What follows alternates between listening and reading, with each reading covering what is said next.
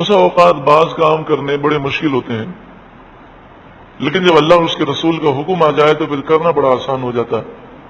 مثلا ہم کسی کو قرضہ دیں یا کوئی بہت بڑی کاروباری ڈیل کریں، اور پھر ہو یہ کہ ہم نے مال دے دیا اور قیمت وہ 2 سال کے بعد واپس کرے گا، 2 سال کے بعد وہ ادا کرے گا، تو ایسے موقع پر اگر ہمارا قریبی عزیز ہو، رشتہ دار ہو، تو اسے کاغذ پر یہ سارا لکھوانا، سگنیچر کرانا اور گواہوں کے سگنیچر کرانا، یہ بڑا عجیب و غریب لوگوں کو لگتا ہے۔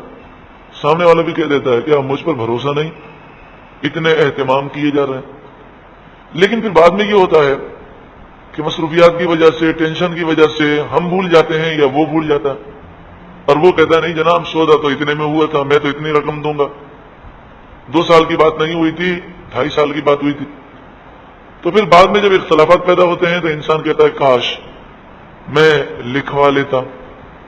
لیکن اس وقت جب اعتماد کی فضا قائم ہو تو اپنے دوست سے، اپنے رشتہ دار سے لکھوانا، سگنیچر کرانا بڑا مشکل ہوتا ہے۔ لیکن جب اللہ نے حکم دے دیا تو اگر ہم اس حکم کو جانتے ہوں اور ہم یہ کہیں کہ رسول اللہ کی احادیث سے یہ ثابت ہے بات کہ جو یہ معاہدات لکھے گا اللہ اس کے بزنس میں برکت عطا فرمائے گا، اور جس کا دینا ہے دینا بھی آسان ہوگا اور جس کا لینا ہے لینا بھی آسان ہوگا، تو پھر کیوں نہ برکت کے لیے ہم لکھ لیں۔ تو جب یہ باتیں اس کے سامنے رکھی جائیں گی تو اسے کوئی اعتراض نہیں ہوگا اور وہ لکھوانے کے لیے، سگنیچر کرنے کے لیے تیار ہو جائے گا۔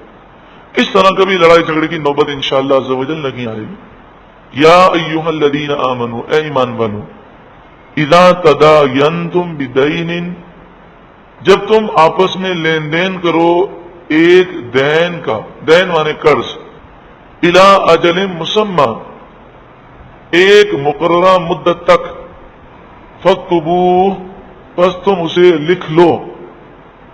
رسول اللہ صلی اللہ علیہ وآلہ وسلم کی حدیث ہے، آپ صلی اللہ علیہ وآلہ وسلم نے ارشاد فرمایا جو شخص تحریر نہیں کرتا اور اس کا حق ضائع ہو جائے تو اسے کوئی اجر نہ ملے گا۔ اگر اس نے اپنا حق غصب کرنے والے کے لیے بد دعا کی تو اللہ تعالیٰ اس کی بد دعا بھی قبول نہ فرمائے گا، کیونکہ اس نے اللہ کے حکم پر عمل نہ کیا۔ گو کہ لکھنا واجب نہیں، فرض نہیں، مستحب ہے، مگر لکھنے میں بڑی برکتیں ہیں۔ اسی طرح کوئی بھی رقم ہمیں کوئی امانت دے تو ایسے ہی اپنی رقم میں نہ رکھیں، بلکہ اسے لکھ کر الگ طور پر محفوظ رکھیں۔ اسی طرح ہم نے جن سے قرضہ لیا یا جن سے ہم قرضہ مانگتے ہیں اسے ضرور لکھیں۔ زندگی موت کا کوئی بھروسہ نہیں، اگر ہمارا انتقال ہو جائے اور ہم نے لکھا نہیں تو ہمارے عزیز و اقارب، ہمارے ورثاء وہ قرضہ کیسے ادا کریں گے؟ وہ تو کہیں گے پتہ نہیں تم دعویٰ کر رہے ہو، ہمیں کیا پتہ چلے۔ تو اس لیے اگر روزانہ ہم رات کو یہ معمول بنا لیں کہ ایک کاپی کے اندر صرف موٹا موٹا حساب لکھ لیں کہ فلاں کو مجھے اتنے دینے ہیں، فلاں سے مجھے اتنے لینے ہیں، اس شخص کا نام ہو، فون نمبر ہو، پھر جب دے دیں تو اسے ہم کاٹ دیں، اس سے لے لیں تو اسے کاٹ دیں۔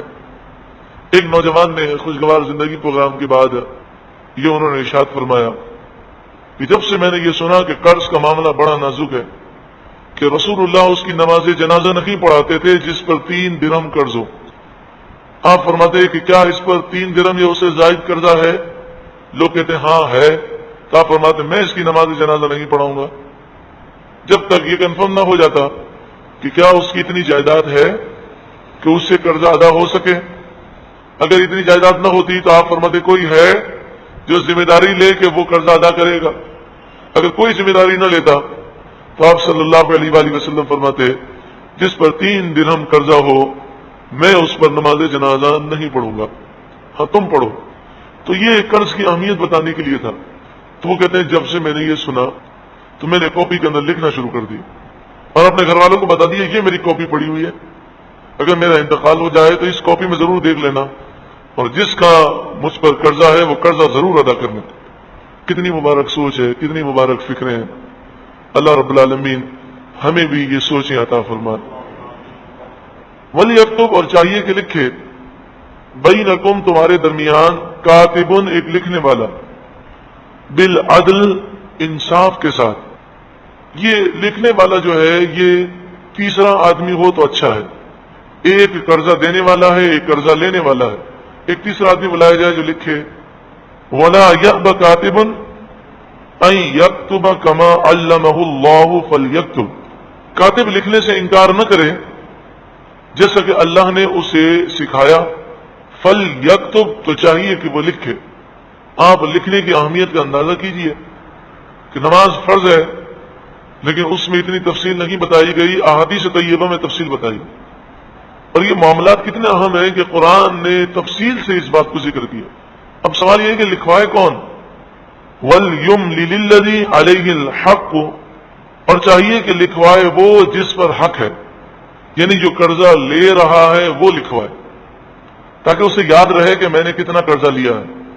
کیونکہ دینے والے کو عام طور پہ یاد رہتا ہے، لینے والے کو یاد نہیں رہتا. آپ نے دیکھا ہوگا نا، ایک پین بھی ہم کسی کو دیں تو لینے والا تو بھول کر وہ جیب میں رکھ لے گا، لیکن ہمیں یاد ہوگا کہ ہماری پین اس نے واپس نہیں کی. تو اسی لیے اللہ کے نیک بندوں کی یہ عادت تھی کہ وہ امانت کا بڑا خیال کرتے تھے. تو کسی کی کوئی چیز ہو تو فوراً وہ لوٹانے کی کوشش کرتے. یہ چیز چاہے معمولی ہو، رومال تک چیز ہو، لیکن یہ انسانی فطرت ہے کہ ہم نے کسی کو چیز دی اور اس نے واپس نہیں کی تو جب تک واپس نہیں آتی وہ یاد آتی رہتی ہے. تو اس لیے لینے والا اکثر بھول جاتا ہے، تو فرمایا جو قرضہ لینے والا ہے وہ لکھوائے، وہ بولے، تاکہ وہ کل یہ نہ کہے کہ جناب یہ تو زیادہ لکھ دیا، میں نے تو اتنا قرضہ نہیں لیا. وَلْيَتَّقِ اللَّهَ رَبَّهُ، اور چاہیے کہ وہ اپنے رب اللہ سے ڈرے. وَلَا يَبْخَسْ مِنْهُ شَيْئًا، اور کسی چیز کو وہ کم نہ لکھوائے. فَإِنْ كَانَ الَّذِي عَلَيْهِ الْحَقُّ سَفِيهًا، پھر اگر وہ شخص کہ جس پر حق ہے، یعنی جو قرضہ لے رہا ہے یا جسے قرضہ دیا جا رہا ہے یا جس کے لیے دیا جا رہا ہے، وہ سفیہن، وہ سفی ہے. سفی کے معنی یہ ہے کہ اس میں اتنی عقل نہیں ہے، ناقص العقل ہے، عمر چھوٹی یا ذہن اتنا کام نہیں کرتا، وہ لکھوانے کی صلاحیت نہیں رکھتا. او ضعیفن، یا وہ کمزور ہے، بوڑھا ہے، اتنا دماغ بڑھاپے کی وجہ سے کام نہیں کرتا. او لا یستطیع ان یمل، یا کسی اور وجہ سے وہ لکھوانے کی طاقت نہیں رکھتا. لا یستطیع، وہ طاقت نہیں رکھتا، مثلا گونگا ہے، بول نہیں سکتا، یا جس زبان میں لکھوانا ہے وہ زبان اسے آتی نہیں، مثلا انگریزی نہیں آتی اور یہ ایگریمنٹ تیار ہو رہا ہے انگریزی میں، یا وہ چائنا میں ہے تو چائنیز زبان میں اسے نہیں آتی. ہوا فلیملل ولیہ بالعدل، تو وہ لکھوانے کی طاقت نہ رکھتا ہو تو چاہیے کہ اس کا ولی اس کی طرف سے انصاف کے ساتھ لکھوائے. ولی سے مراد سرپرست بھی ہے اور وکیل بھی یہاں پر مراد ہے. مثلا آپ کسی کو وکیل بنا دیں، بھائی آپ لکھوا دیں، یا کوئی آپ کا دوست ہو اسے کہہ دیں کہ بھائی مجھے لکھوانا نہیں آتا، آپ لکھوا دیں. یا وہ بچہ جس کے لیے پیسے دیے جا رہے ہیں وہ نہیں لکھوا سکتا تو اس کا باپ یا کوئی دوسرا ولی لکھوا دے. وَاسْتَشْهِدُوا، اور تم گواہ بناؤ، شہیدین، دو گواہ، مِن رِجَالِكُمْ، مردوں میں سے، دو مرد گواہ بنائے جائیں، اور مسلمان کے معاملات میں گواہ مسلمان بنے جو آزاد ہو اور بالغ ہو. فَإِن لَّمْ يَكُونَا رَجُلَيْنِ، پھر اگر دو مرد تمہارے پاس نہ ہوں، فرجل، تو ایک مرد کو گواہ بناؤ، وامرأتان، اور دو عورتوں کو گواہ بناؤ، ممن تردون من الشہداء، جن گواہوں کو تم پسند کرتے ہو، یعنی جو عادل ہوں، اچھے ہوں، تم انہیں گواہ بناؤ. دو عورتوں کو کیوں گواہ بنانے کا حکم ہے؟ ایک مرد اور ایک عورت کو نہیں بنا سکتے، ایک مرد اور دو عورتیں. ان تضل احداہما، کہ ایک اگر بھول جائے، فتذکر احداہما الاخری، تو دوسری اسے یاد دلا دے. کیونکہ عورتوں میں مردوں کے مقابلے میں بھولنے کا مرض کچھ زیادہ ہے. یہ کوئی عورتوں کی توہین نہیں ہے، یہ فطری بات ہے.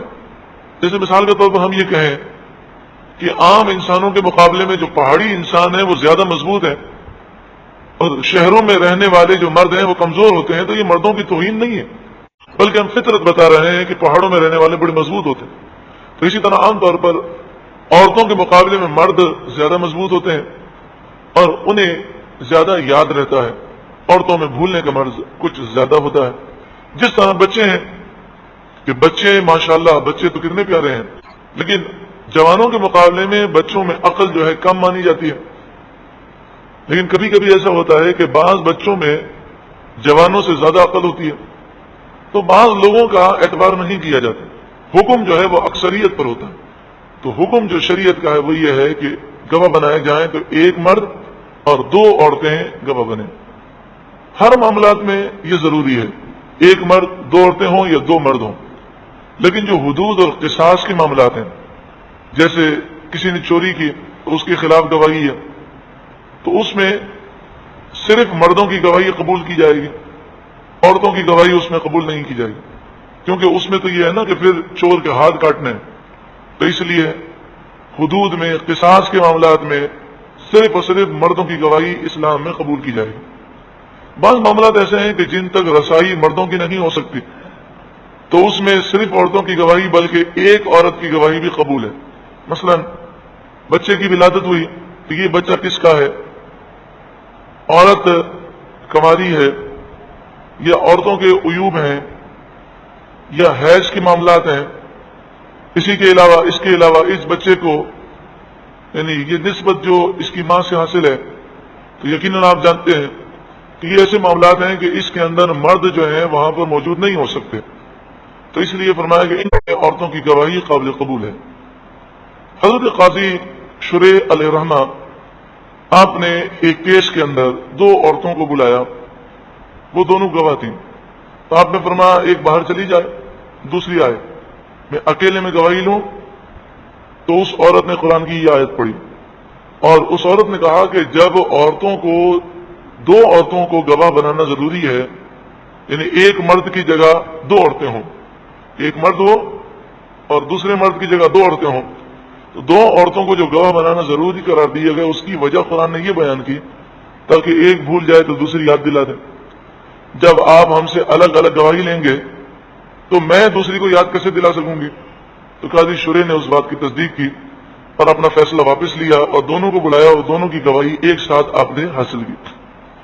وَلَا يَأْبَ الشُّهَدَاءُ إِذَا مَا دُعُوا، جب گواہوں کو بلایا جائے تو وہ انکار نہ کریں۔ وَلَا تَسْأَمُوا أَن تَكْتُبُوا صَغِيرًا أَوْ كَبِيرًا إِلَىٰ أَجَلٍ، قرض چھوٹا ہو یا بڑا اسے لکھنے میں سستی نہ کرو۔ اِلَىٰ أَجَلٍ، ایک مدت تک اگر قرض کا لین دین ہو تو اسے ضرور لکھو۔ ذَلِكُمْ أَقْسَطُ عِندَ اللَّهِ، یہ اللہ کے نزدیک زیادہ انصاف کی بات ہے۔ وَأَقْوَمُ لِلشَّهَادَةِ، اور اس سے گواہی زیادہ اچھی طرح قائم ہوتی ہے۔ وَأَدْنَىٰ أَلَّا تَرْتَابُوا، اور یہ زیادہ قریب ہے کہ تم شک میں نہ پڑو۔ إِلَّا أَن تَكُونَ تِجَارَةً حَاضِرَةً، ہاں جو تجارت تمہاری حاضرہ ہے، یعنی جو نقد سودے ہوتے ہیں، لین دین ہوتا ہے، تُدِيرُونَهَا، جو تمہارے درمیان گھومتی رہتی ہے تجارت، فَلَيْسَ عَلَيْكُمْ جُنَاحٌ أَلَّا تَكْتُبُوهَا، تو کوئی حرج نہیں کہ تم اسے نہ لکھو۔ لیکن اگر بڑا سودا ہو، وَأَشْهِدُوا إِذَا تَبَايَعْتُمْ، اور گواہ بنا لو جب تم خرید و فروخت کرو۔ اس سے کوئی بڑے بڑے سودے ہوں تو اس میں گواہ بنانا یہ مستحب ہے۔ باقی چھوٹے موٹے جو سودے ہوتے ہیں کہ ہم نے 10 روپے دیے اور 10 روپے کی کوئی چیز لے لی، تو اس میں گواہ بنانا کوئی ضروری نہیں۔ وَلَا يُضَارَّ كَاتِبٌ وَلَا شَهِيدٌ، نہ تو کاتب کو، لکھنے والے کو تکلیف دی جائے اور نہ ہی گواہ کو تکلیف دی جائے، یعنی اس کو جب لکھوایا جائے تو زبردستی نہ کیا جائے، اگر اس کے پاس ٹائم ہو تو اس سے لکھوایا جائے اور لکھوانے کی اجرت دی جائے۔ گواہ کو بھی زبردستی نہ کیا جائے بلکہ جب ٹائم ہو اسے بلایا جائے اور اسے آنے جانے کا خرچہ دیا جائے، اس کی حفاظت کی جائے۔ وَإِن تَفْعَلُوا، اور اگر تم ایسا کرو، لکھنے والے کو یا گواہ کو تکلیف دو، فَإِنَّهُ فُسُوقٌ بِكُمْ، تو یہ تمہارا گناہ ہے۔ وَاتَّقُوا اللَّهَ، اور اللہ سے ڈرو۔ وَيُعَلِّمُكُمُ اللَّهُ، اللہ تمہیں سکھاتا ہے۔ وَاللَّهُ بِكُلِّ شَيْءٍ عَلِيمٌ، اور اللہ ہر چیز کو جاننے والا ہے۔ وَإِن كُنتُمْ عَلَى سَفَرٍ، اس آیت کریمہ کو مکمل کر لیں تو ہمارا رکوع مکمل ہو جائے گا۔ اس میں ایک آسان سی بات بیان کی گئی کہ اگر لکھوانے کا تمہیں موقع نہ مل سکے تو تم کوئی چیز گروی رکھوا دو، تاکہ وہ چیز کی وجہ سے اسے یاد رہے گا کہ میری چیز اس کے پاس ہے، تو جب اسے اپنی چیز یاد آئے گی تو قرضہ بھی یاد آ جائے گا۔ وَإِن كُنتُمْ عَلَى سَفَرٍ، اور اگر تم سفر پر ہو، وَلَمْ تَجِدُوا كَاتِبًا، اور تم لکھنے والے کو نہ پاؤ، فَرِحَانٌ مَقْبُوضَةٌ، تو گروی رکھواؤ قبضے میں دی ہوئی، یعنی کوئی چیز اسے گروی دے دو اور کہو کہ تم لے لو، جب میں قرضہ واپس کروں تو تم مجھے چیز دے دینا۔ فَإِنْ أَمِنَ بَعْضُكُمْ بَعْضًا، پھر اگر ایک دوسرے سے تمہیں امن محسوس ہو، فَلْيُؤَدِّ الَّذِي اؤْتُمِنَ أَمَانَتَهُ، تو جسے امانت دار سمجھا گیا اسے چاہیے کہ وہ امانت واپس کر دے، یعنی قرضہ واپس کرے۔ وَلْيَتَّقِ اللَّهَ رَبَّهُ، اور چاہیے کہ وہ اپنے رب اللہ سے ڈرے۔ وَلَا تَكْتُمُوا الشَّهَادَةَ، اور تم گواہی کو نہ چھپاؤ۔ وَمَن يَكْتُمْهَا، اور جو گواہی کو چھپائے گا، فَإِنَّهُ آثِمٌ قَلْبُهُ، تو اس کا دل گناہگار ہے۔ وَاللَّهُ بِمَا تَعْمَلُونَ عَلِيمٌ، اور اللہ تمہارے تمام کاموں کو خوب جاننے والا ہے۔ سورہ بقرہ کی آیت نمبر 251 میں ہم نے یہ سماعت کیا تھا کہ اللہ تبارک و تعالی بعض لوگوں کو بعض لوگوں کے ذریعے دفع فرماتا ہے، دور فرماتا ہے، اور اس میں ہم نے یہ سماعت کیا کہ جب کوئی نیک بندہ کہیں رہتا ہے تو اس کے اڑوس پڑوس میں 100 ایسے گھر ہیں کہ جن پر بلائیں نازل نہیں ہوتی۔ تو اس سے یہ معلوم ہوا کہ اللہ والوں کا قرب جو ہے یہ باعث برکت ہے۔ جیسے کہ ایک اور روایت میں ہے کہ جب قبرستان میں کسی نیک آدمی کو دفن کیا جاتا ہے تو اس کے قریب قریب کی جتنی قبریں ہوتی ہیں ان سے عذاب قبر اٹھا لیا جاتا ہے۔ تو جس طرح نیک آدمی کے قرب میں بیٹھنے سے فائدہ ہے، تو اسی طرح برے آدمی کے قرب میں بیٹھنے سے نقصان ہے کہ جب مصیبتوں کا نزول ہوتا ہے تو اس کی وجہ سے اس کے قرب میں بیٹھنے والے پر بھی نزول ہوتا ہے۔ بس اس بات میں اتنی سی بات کہنی ہے کہ ہم ہر اس شخص سے اپنے آپ کو دور رکھیں کہ جو اللہ اور اس کے رسول کا نافرمان ہے، بے عمل ہے، گناہوں بھری زندگی گزار رہا ہے۔ اسی طرح جو کافر ہے، مشرک ہے، یہودی ہے، عیسائی ہے، ہندو ہے، کوئی بدعقیدہ ہے، بد مذہب ہے، اس سے اپنے آپ کو دور رکھنے کی کوشش کریں۔ ہاں، نیکی کی دعوت کے لیے، اسلام کی دعوت کے لیے، قرآن کی دعوت کے لیے جانا اور بات ہے، لیکن دوستی کرنا، محبت کے تعلقات کرنا، ہنسی مذاق کرنا اور ایسے ہی گھومنا پھرنا، یہ نحوست کا باعث ہے۔ کہ جیسا کہ آپ شاید اس سے پہلے سن چکے ہوں گے کہ حضرت علامہ ابن عساکر رضی اللہ تعالی عنہ فرماتے ہیں کہ ایک بزرگ کسی کے سرہانے بیٹھے تھے، اس کا انتقال ہونے لگا تو آپ نے کلمہ طیبہ کا ورد شروع کیا تاکہ اسے کلمہ یاد آ جائے اور وہ کلمہ پڑھ لے۔ تو اس مرنے والے نے کہا کہ آپ میرے سامنے کلمہ نہ پڑھیں، میں کلمہ نہیں پڑھ سکتا۔ تو آپ نے فرمایا اس کی وجہ کیا ہے؟ تو اس نے کہا وجہ یہ ہے کہ جب میں کلمہ پڑھنے لگتا ہوں تو ایک آگ میری طرف بڑھتی ہے اور وہ مجھے جلانے لگتی ہے۔ تو آپ نے فرمایا تو کون سا گناہ کرتا تھا؟ تو اسے کوئی گناہ تو یاد نہ تھا۔ تو آپ نے فرمایا یہ بتا کہ تیری دوستی کس سے تھی؟ تو اس نے کہا کہ میرا ایک دوست تھا جو حضرت صدیق اکبر اور حضرت عمر کی برائی کرتا تھا، جو شیخین کریمین کا گستاخ تھا۔ گو کہ میں نے کبھی زندگی میں گستاخی نہیں کی، لیکن ہاں وہ میرا دوست تھا۔ تو آپ نے فرمایا شیخین کریمین کے دشمن سے دوستی کرنے کی وجہ سے آج تو کلمہ طیبہ سے محروم کیا جا رہا ہے۔ اللہ رب العالمین عمل کی توفیق عطا فرمائے۔ دوسری بات یہ کہ ہم نے سورہ بقرہ کی آیت نمبر 273 میں، اور یہ سورہ بقرہ کا 37واں رکوع اور تیسرے پارے کا 5واں رکوع ہے، یہاں پر ہم نے اصحاب صفہ کے متعلق سماعت کیا کہ وہ دین کے طالب علم ہیں، وہ مجاہد فی سبیل اللہ ہیں، انہوں نے اپنے آپ کو دین کے لیے وقف کیا ہوا ہے، تو ان کی خدمت کرنا یہ سب سے بڑا صدقہ ہے، سب سے بڑی خیرات ہے، سب سے بڑی نیکی ہے۔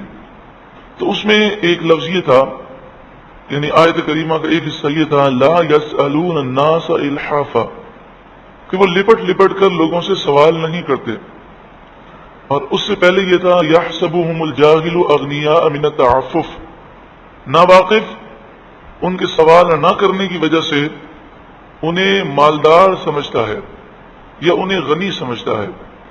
تو سوال سے بچنے کی فضیلت. تو اس آیت کریمہ کے تحت مفسرین نے چند حدیثیں لکھی ہیں.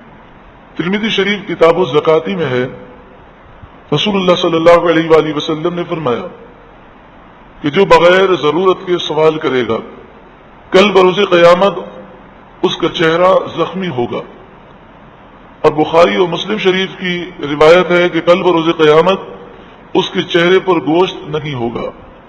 مسلم شریف کی روایت ہے، رسول اللہ صلی اللہ علیہ وآلہ وسلم نے ارشاد فرمایا من سأل الناس اموالهم تکثرا، جو لوگوں سے اپنا مال بڑھانے کے لیے سوال کرتا ہے، فإنما يسأل جمرا، تو وہ تو انگارے کا سوال کرتا ہے. جو مال بڑھانے کے لیے سوال کرتا ہے وہ انگارے مانگ رہا ہے. فَلْيَسْتَقِلَّ مِنْهُ أَوْ لْيَسْتَكْثِرْ، اب چاہے وہ تو کم انگارے مانگے یا زیادہ انگارے مانگے، یعنی جتنا کرے گا اتنے انگارے وہ زیادہ مانگ رہا ہے. عقید جہاں صلی اللہ علیہ وآلہ وسلم نے ارشاد فرمایا لَأَن يَغْدُو أَحَدُكُمْ، تم میں سے کوئی صبح کو جائے فَيَحْتَطِبُ عَلَى ظَهْرِهِ، اور اپنی پیٹھ پر وہ لکڑیاں کاٹے اور پھر اس لکڑیوں کو بیچے، پھر جو رقم اسے حاصل ہو فَيَتَصَدَّقُ مِنْهُ وَيَسْتَغْنِي بِهِ عَنِ النَّاسِ خَيْرٌ لَهُ مِنْ أَنْ يَسْأَلَ رَجُلًا، پھر وہ اس رقم کو صدقہ کر دے یا اپنی ضروریات میں استعمال کرے اور لوگوں سے سوال نہ کرے. یہ بہتر ہے اس سے کہ یہ لوگوں سے مانگے، آتاہ او منعہ، لوگ اسے دیں یا نہ دیں. یعنی اس ذلت سے بہتر یہ ہے کہ بندہ لکڑیاں کاٹے اور لکڑیاں بیچے لیکن لوگوں سے سوال نہ کرے.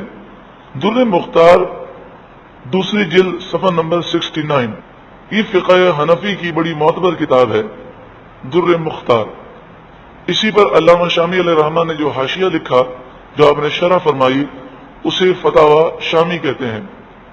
فتاوی شامی کا ایک دوسرا نام ہے رد المحتار، اور یہ فتاوی شامی در مختار کی تشریح ہے. تو در مختار دوسری جلد صفحہ نمبر 69 پر ہے، جس شخص کے پاس ایک دن کا کھانا ہو یا اس کے بدن میں اتنی طاقت ہو کہ وہ محنت مزدوری کر کے ایک دن کی خوراک حاصل کر سکے، تو اس کے لیے کھانے کا سوال کرنا یہ جائز نہیں.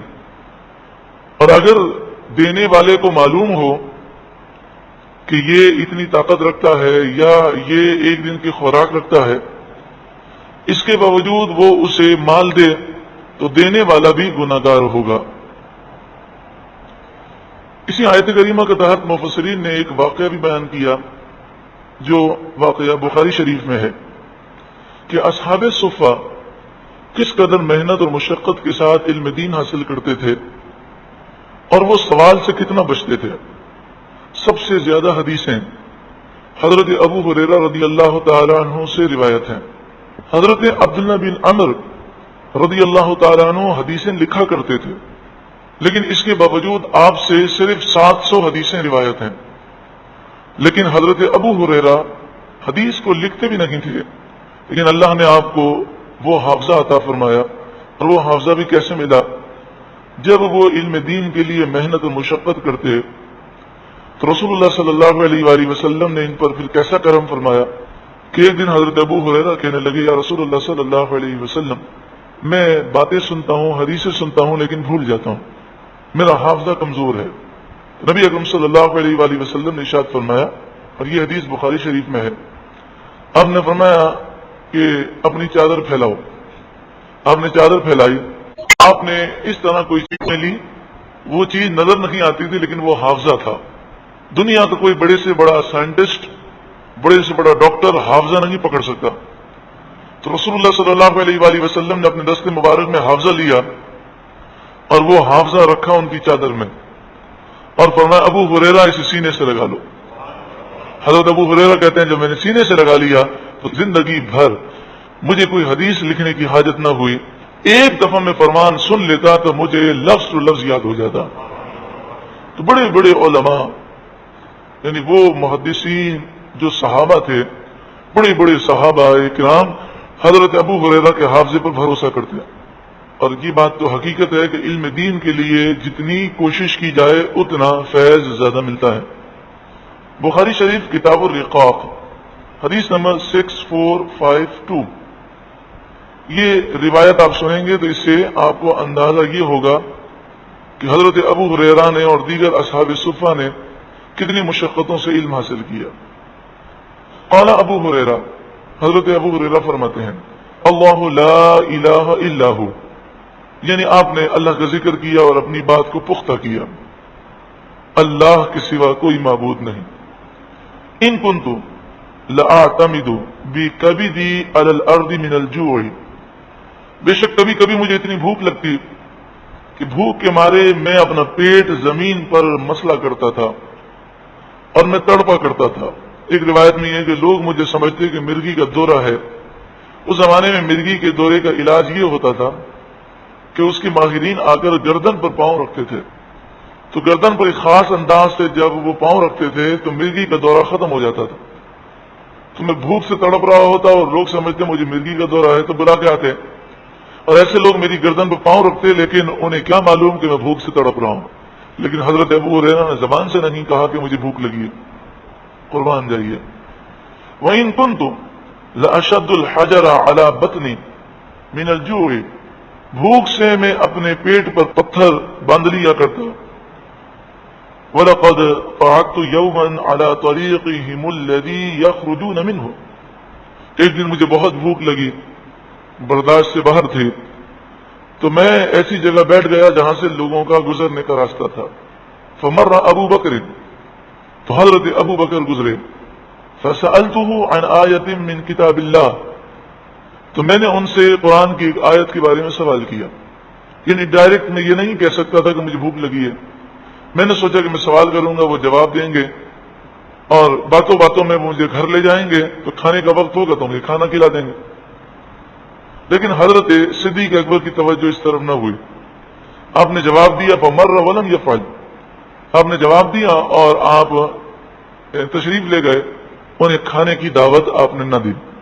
ثم مر بی عمر فسألته عن آیت من کتاب اللہ، پھر حضرت عمر کا گزر ہوا، حضرت عمر رضی اللہ تعالیٰ عنہ سے بھی انہوں نے، آپ فرماتے ہیں میں نے سوال کیا قرآن کی ایک آیت کے بارے میں، ما سألته الا لیشبعنی، میں نے ان سے بھی سوال اسی لیے کیا تھا تاکہ وہ مجھے کھانا کھلائیں۔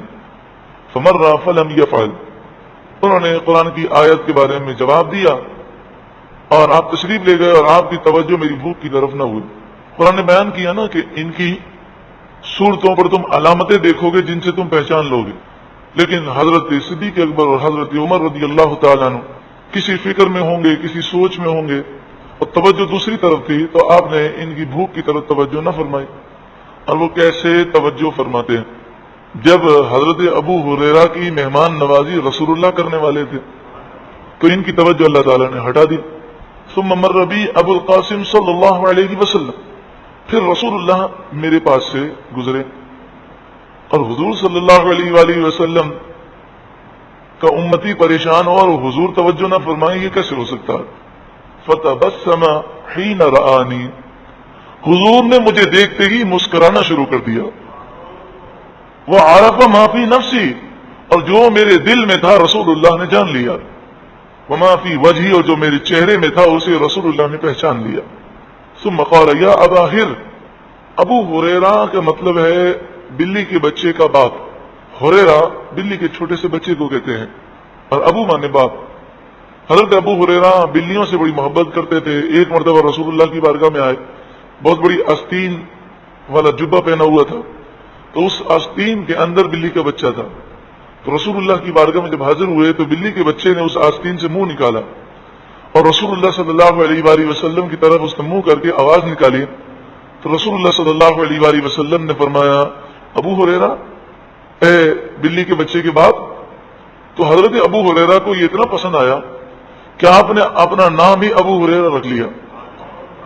حضرت ابو ہریرہ کا اصل نام کیا ہے اس کے بارے میں اتنا اختلاف ہے کہ 30 نام فقہا نے اور محدثین نے لکھے، محدثین نے 30 نام لکھے، تو پتہ نہیں ان 30 ناموں میں سے کوئی ایک نام تھا۔ اور زیادہ تر رجحان یہ ہے کہ حضرت ابو ہریرہ کا نام یا تو عبد الرحمن تھا یا عبداللہ تھا، اس کے علاوہ اور بھی نام ہیں، یعنی اتنا آپ نے اس نام کو مشہور کیا کہ لوگ اصل نام بھول گئے۔ اور ہر جو ہے وہ بلے کو کہتے ہیں، ہرا بلی کو کہتے ہیں۔ تو یہاں پر رسول اللہ نے فرمایا یا ابا ہر، اے بلے کے باپ۔ لیکن دیکھیں جب ہمارے ماں باپ ہمیں محبت سے کچھ کہتے ہیں تو ہمیں کتنا پیارا لگتا ہے، تو رسول اللہ اپنے امتی کو کتنے پیار سے فرما رہے ہیں یا ابا ہر۔ بعض لوگ کہتے ہیں لبیک اللہم لبیک پڑھا جاتا ہے نا، تو بعض عاشق کہتے ہیں لبیک یا رسول اللہ، تو کہتے ہیں یہ تو شرک ہو گیا، پھر لبیک اللہم لبیک تو اللہ کے لیے پڑھتے ہیں، انہوں نے لبیک یا رسول اللہ کہہ دیا۔ تب دیکھیں حضرت ابو ہریرہ کیا کہتے ہیں، ثم قال یا ابا ہر، تو رسول اللہ نے مجھ سے فرمایا اے ابا ہر، قلت لبیک یا رسول اللہ، بخاری کی روایت حدیث نمبر 6452 کتاب الرقاق۔ قلت لبیک یا رسول اللہ، میں نے کہا لبیک یا رسول اللہ، یا رسول اللہ میں حاضر ہوں۔ اب صلی اللہ علیہ وسلم نے فرمایا الحق، چلیے، ومضى، یہ کہہ کر آپ صلی اللہ علیہ وآلہ وسلم تشریف لے گئے۔ فتبعته، تو میں حضور کے پیچھے پیچھے چلنے لگا۔ فدخل، رسول اللہ اپنے کاشانہ اقدس میں داخل ہوئے۔ فاستأذن، تو میں نے رسول اللہ سے اجازت طلب کی۔ فأذن لی، تو رسول اللہ نے مجھے اندر داخل ہونے کی اجازت دی۔ فدخل فوجد لبنا فی قدح، قدح مانے پیالہ، لبنا مانے دودھ۔ رسول اللہ صلی اللہ علیہ وآلہ وسلم نے گھر میں ایک پیالہ پایا جس میں دودھ رکھا ہوا تھا۔ فقال من أين هذا اللبن، رسول اللہ نے فرمایا یہ دودھ کہاں سے آیا؟ قالوا اہداہ لک فلان او فلانا، گھر والوں نے کہا کہ آپ کی خدمت میں فلاں مرد نے یا فلاں عورت نے ہدیہ بھیجا ہے۔ قال ابا ہر، تو رسول اللہ نے مجھ سے فرمایا اے ابو ہریرہ، قلت لبیک یا رسول اللہ، میں نے یہی کہا لبیک یا رسول اللہ، یا رسول اللہ میں حاضر ہوں۔ قال الحق الى اہل الصفہ فادعوہم لی، آپ نے فرمایا جاؤ اصحاب صفہ کے پاس جاؤ اور انہیں میرے پاس لے کر آؤ۔ اصحاب صفہ کی تعداد یوں تو 400 تھی، لیکن جب یہ واقعہ ہوا تو اس وقت 70 اصحاب صفہ تھے۔ قال واہل الصفہ اضیاف الاسلام، حضرت ابو ہریرہ کہتے ہیں کہ اصحاب صفہ اسلام کے مہمان تھے۔ لا یأوون الی اہل ولا مال ولا علی احد، نہ ان کے گھر بار تھے نہ مال تھا اور نہ ہی یہ کسی کے پاس جاتے تھے، 24 گھنٹے رسول اللہ کے در دولت پر حاضر رہتے تھے۔ اذا اتته صدقۃ بعث بها الیہم ولم یتناول منها شیئا، جب حضور کی بارگاہ میں صدقہ آتا، یعنی زکوٰۃ یا صدقہ فطر اس طرح کی چیزیں پیش کی جاتی، تو آپ خود تناول نہ فرماتے بلکہ سارے کا سارا اصحاب صفہ کو بھیج دیتے۔ وَإِذَا أَتَتْهُ هَدِيَّةٌ أَرْسَلَ إِلَيْهِمْ وَأَصَابَ مِنْهَا وَأَشْرَكَهُمْ فِيهَا، اور جب کوئی ہدیہ اور تحفہ پیش کرتا تو آپ صلی اللہ علیہ وآلہ وسلم انہیں بلاتے، خود بھی تناول فرماتے اور انہیں بھی آپ پیش فرماتے، انہیں بھی دیتے۔ تو اب رسول اللہ نے دودھ کا پیالہ دیکھا اور فرمایا اصحاب صفہ کو بلا کر آئے۔ تو ابو ہریرہ سوچنے لگے 70 افراد ہیں اور ایک دودھ کا پیالہ اور مجھے تو بڑی بھوک لگی ہے۔ فقلت، تو میں نے اپنے دل میں کہا وما هذا اللبن فی اہل الصفہ، اس دودھ میں اصحاب صفہ کا کیا ہوگا، کسی کا پیٹ تو بھرے گا نہیں، 70 گھونٹ بھی نہیں بنتے ہی ہے، تو ایک ایک گھونٹ بھی کسی کو ملنا نہیں ہے۔ كنت احق انا ان اصیب من هذا اللبن شربة اتقوى بها، تو میں نے دل میں یہ سوچا کہ اگر رسول اللہ مجھے سارا دے دیں تب بھی میرا اس دودھ سے پیٹ تو نہیں بھرے گا، لیکن تھوڑی بہت قوت آ جائے گی، ایک پیالے دودھ میں کیا ہوتا ہے۔ لیکن میری جرت نہ تھی کہ میں رسول اللہ کی بارگاہ میں یہ عرض کر سکتا۔ فَإِذَا جَاءَ أَمَرَنِي فَكُنْتُ أَنَا أُعْطِيهِمْ وَمَا عَسَىٰ أَن يَبْلُغَنِي مِنْ هَذَا اللَّبَنِ، پھر میں نے یہ سوچا کہ جب میں انہیں بلا کے لاؤں گا تو مجھے رسول اللہ فرمائیں گے کہ انہیں پلاؤ، اور یہاں کا دربار رسالت کا قاعدہ یہ ہے کہ پلانے والا سب سے آخر میں بھی ہے، تو میری باری آنی ہے سب سے آخر میں، پھر تو مجھے کچھ بھی نہیں ملے گا۔ وَلَمْ يَكُن مِّن طَاعَةِ اللَّهِ وَطَاعَةِ رَسُولِهِ بُدٌ، لیکن یہ سارے دل کے خیالات تھے، اللہ اور اس کے رسول کی فرما برداری ضروری ہے۔ فَأَتَيْتُهُمْ فَدَعَوْتُهُمْ فَأَقْبَلُوا فَاسْتَأْذَنُوا، تو آپ کہتے ہیں میں گیا اور تمام اصحاب صفہ کو بلا کے لایا. انہوں نے حضور کی بارگاہ میں اجازت طلب کی اور سب حضور کی بارگاہ میں بیٹھنے لگے. قال یا ابا ہر، حضور نے فرمایا اے ابو ہریرہ. قلت لبیک یا رسول اللہ. قال خذ فاعطیہم، تو رسول اللہ نے فرمایا کہ یہ دودھ لو اور سب کو پلاؤ. قال فاخذت القدح فجعلت اعطیہ الرجل فیشرب حتى یروى. اب کہتے ہیں کہ میں دودھ پلانے لگا، ایک کو پیش کرتا. میں برکت دیکھ کر حیران ہو گیا کہ رسول اللہ کے حکم کے مطابق جب میں نے اصحاب صفہ میں سے ایک کو پیش کیا، وہ پیتے گئے پیتے گئے پیتے گئے. جب وہ سیر ہو گئے تو دوسرے کو میں نے پیش کیا، تیسرے کو پیش کیا. اس طرح 70 اصحاب صفہ تک یہ دودھ گھومتا رہا اور دودھ میں ایک قطرے کی کمی نہیں ہوئی. فاخذ القدح فوضعه على يده فنظر الي فتبسم. قربان جائیے، کیا وہ منظر ہوگا کہ آقا صلی اللہ علیہ وآلہ وسلم نے مجھ سے دودھ کا پیالہ لیا اور اسے اپنے دست مبارک پر رکھا اور میری طرف نظر فرما کر مسکرانے لگے. یعنی مسکرا کر کہہ رہے ہیں کیوں ابو ہریرہ، تم تو سوچ رہے تھے نا کہ ایک قطرہ بھی نہیں ملے گا، دیکھو پورا دودھ برابر ہے. فقال یا ابا ہر، پھر فرمایا اے ابو ہریرہ. قلت لبیک یا رسول اللہ، یا رسول اللہ میں حاضر ہوں. یہ لبیک یا رسول اللہ جب یورپ کے گندے اخباروں نے گستاخی کی تو مدینہ منورہ، مکہ مکرمہ، جدہ شریف ایک ایسی لوگوں میں ولولہ، ایسا ولولہ اٹھا کہ وہاں کے لوگ بتاتے ہیں کہ ہر گاڑی کے پیچھے یہ اسپیکر لگا دیا گیا لبیک یا رسول اللہ، فداک ابی و امی یا رسول اللہ، یا رسول اللہ میرے ماں باپ آپ پر قربان.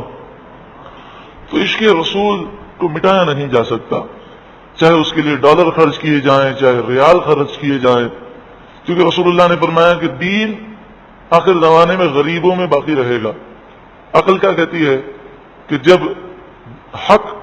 اہل حق غریب ہوں گے اور اہل باطل مالدار ہوں گے تو مال کے ذریعے مٹا دیں گے. لیکن حضور نے پھر فرما دیا کہ سب سے بڑا مسلمانوں کا گروہ حق پر رہے گا اور دنیا کی کوئی طاقت اسے مٹا نہ سکے گی. تو عشق رسول کو مٹایا نہیں جا سکتا اور یہ دبانے سے دبایا نہیں جا سکتا. عید کے دن مسجد نبی شریف میں مصطفیٰ جان رحمت پہ لاکھوں سلام پڑھا گیا اور ایسا لگتا تھا ساری مسجد نبی شریف میں جتنے لوگ ہیں سب کھڑے ہو کر عید کے دن مصطفیٰ جان رحمت پہ لاکھوں سلام پڑھ رہے ہیں، عربی میں صلاۃ والسلام پڑھ رہے ہیں. 12 ربیع الاول کی صبح ہمارے ایک عزیز دوست ہیں، انہوں نے کہا کہ صبح صادق کے وقت میں اسی سال 12 ربیع الاول کو مسجد نبی شریف میں تھا. جیسے ہی صبح صادق ہوئی پوری مسجد نبی شریف کے نمازی کھڑے ہو گئے اور وہ یا نبی سلام علیک ایک آواز ہو کر پڑھنے لگے. دنیا کی کوئی طاقت انہیں روک نہ سکے. تو جتنے ڈالر خرچ کیے جائیں، جتنے ریال خرچ کیے جائیں، عشق و محبت کو دبایا نہیں جا سکتا. یہ تو سرکار کا کرم ہے. لبیک یا رسول اللہ. حضرت ابو ہریرہ نے عرض کی یا رسول اللہ میں حاضر ہوں. آپ نے فرمایا بقیت انا وانت، اے ابو ہریرہ سب نے پی لیا، میں اور آپ باقی رہے ہیں. قلت لبیک یا رسول اللہ، صدقت یا رسول اللہ، میں نے کہا آپ نے سچ کہا یا رسول اللہ. قال اقعد، آپ نے فرمایا آپ بیٹھ جائیے. فاشرب، اور اے ابو ہریرہ پیو. فقعدت فشربت، میں بیٹھا اور پیا، میں نے پی لیا.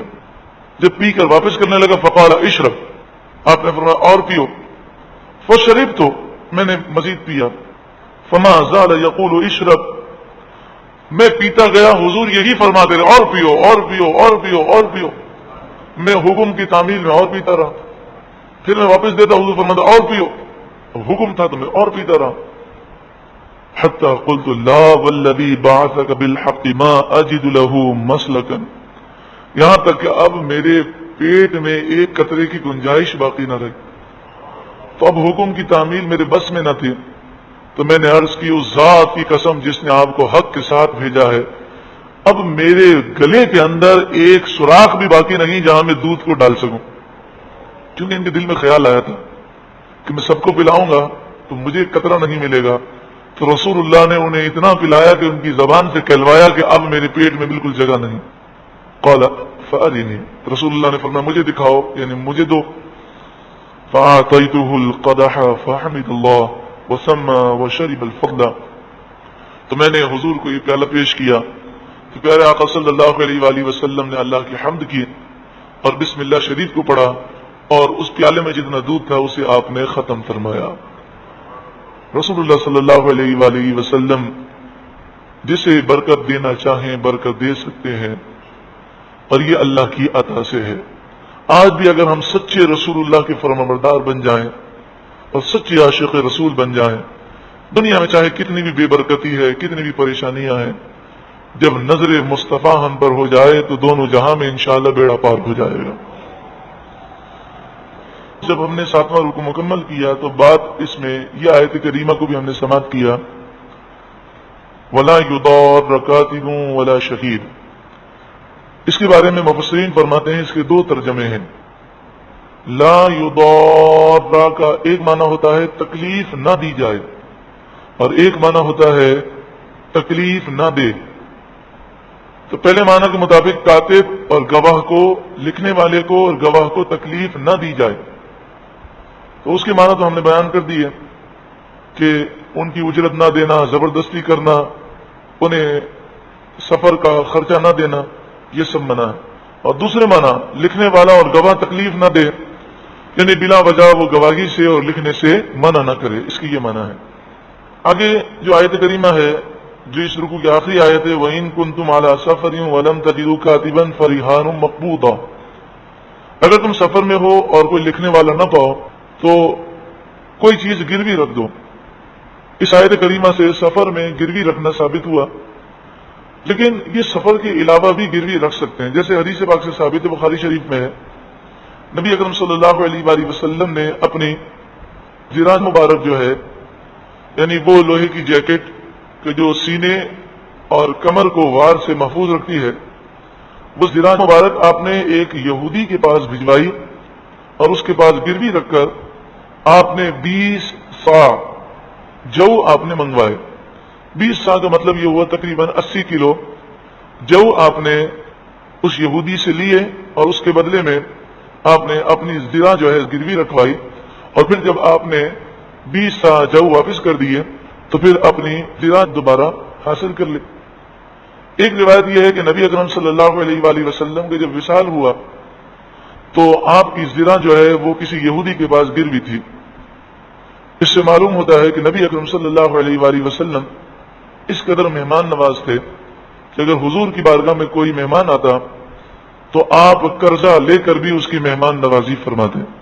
اس رکوع کے عین میں یہ بیان کیا گیا، وَلَا تَكْتُمُوا الشَّهَادَةَ، اور تم گواہی نہ چھپاؤ، وَمَن يَكْتُمْهَا فَإِنَّهُ آثِمٌ قَلْبُهُ، اور جو گواہی چھپائے تو بے شک اس کا دل جو ہے وہ گناہگار ہے۔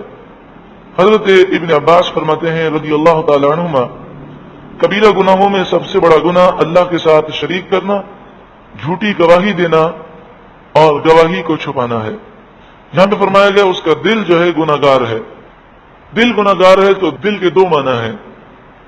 ایک معنی تو یہ ہے کہ جو گوشت کا لوتھڑا ہے وہ دل ہے اور وہ دھڑکتا ہے، لیکن ایک معنی یہ ہے دل سے مراد وہ بصیرت کا نور ہے، وہ فہم و فراست ہے، وہ عقل ہے۔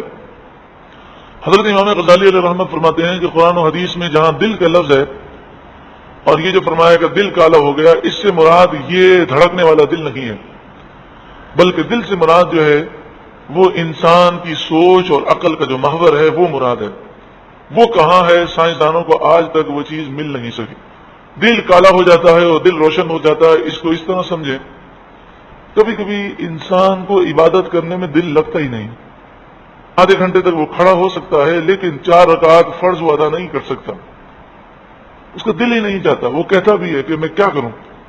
تو یہ دل کے کالے ہونے کی علامتیں ہیں۔ اور کبھی کبھی ایسا کرم ہوتا ہے کہ ساری رات وہ عبادت کرتا رہتا ہے لیکن دل عبادت کرنے کا مزید چاہتا ہے، تو گناہوں کی نوستیں ہوتی ہیں۔ ایک بزرگ فرماتے ہیں کہ اگر تجھے عبادت میں سستی محسوس ہو تو کہیں نہ کہیں تو اس سے کوئی فضول جملہ نکل گیا ہوگا۔ ایک جملہ فضول نکل جائے تو اس کی نحوست یہ آتی ہے کہ عبادت میں سستی ہوتی ہے۔ تو ہم تو نہ جانے کتنے فضول کلمات، اور جب فضول کلمات نکالنے سے یہ نحوست ہے تو جو زبان سے گناہ کی باتیں نکالے گا اس کا کیا حال ہوگا؟ اللہ ہم سب کے گناہوں کو معاف فرمائے۔ بخاری شریف کتاب الایمان حدیث نمبر 52، رسول اللہ صلی اللہ علیہ وآلہ وسلم نے ارشاد فرمایا، الا وان فی الجسد مضغہ، سن لو بے شک جسم میں ایک ٹکڑا ہے، اذا صلحت صلح الجسد کلہ، جب وہ صحیح ہو تو پورا جسم صحیح ہو جاتا ہے، یعنی دل صاف اور روشن منور ہو تو پورا جسم شریعت کا پابند ہو جاتا ہے۔ وَإِذَا فَسَدَتْ فَسَدَ الْجَسَدُ كُلُّهُ، اور جب وہ بگڑ جائے تو پورا جسم بگڑ جاتا ہے۔ جب انسان کے دل میں حسد ہوتا ہے، حسد ہے، کینہ ہے، بغض ہے، عداوت ہے، حرص ہے، لالچ ہے، تو سب یہ برائیاں اس کی جسم پر ظاہر ہوتی ہیں۔ الا وہی القلب، سن لو وہ